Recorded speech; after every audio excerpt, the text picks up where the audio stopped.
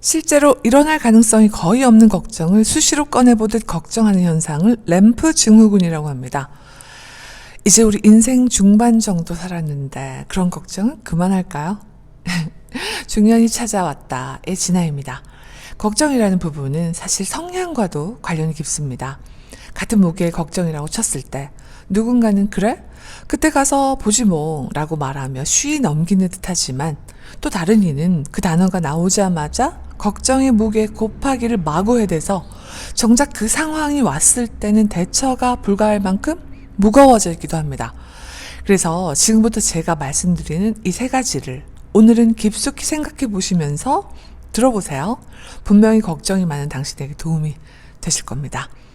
예를 들어서 하나의 문제가 생겼다고 가정을 해보겠습니다.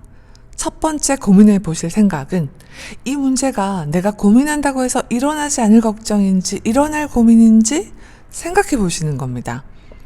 어떤 일이 어떻게 일어날지 어떻게 알아요?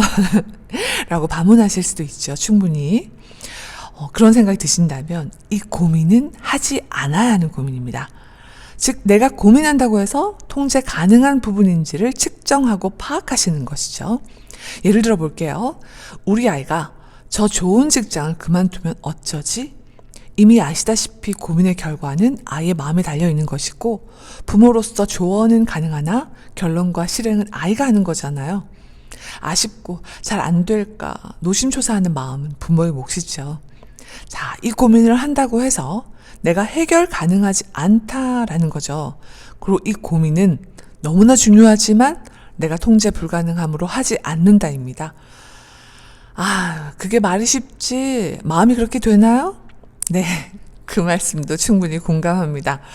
고로 가볍지만 통제 불가능한 고민부터 하나씩 내려놓는 연습을 한번 해보세요.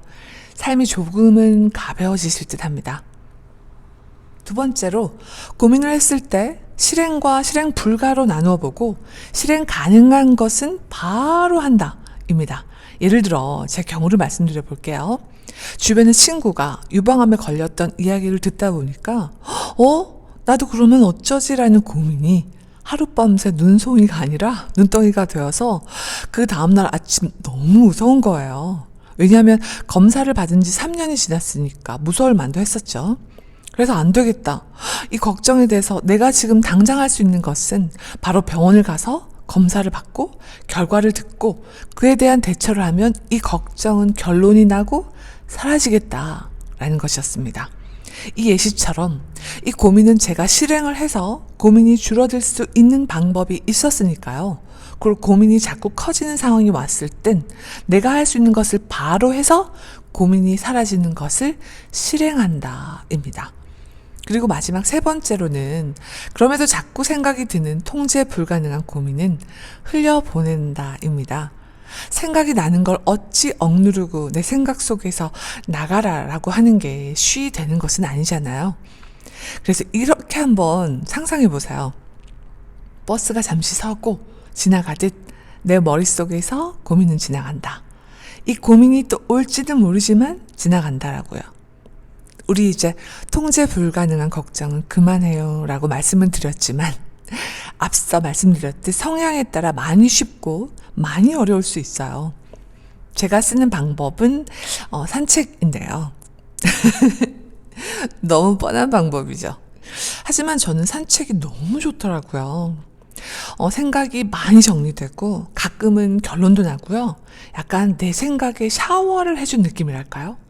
되게 시원해지더라고요. 다음엔 성향에 따른 이야기도 좀 드려야겠어요.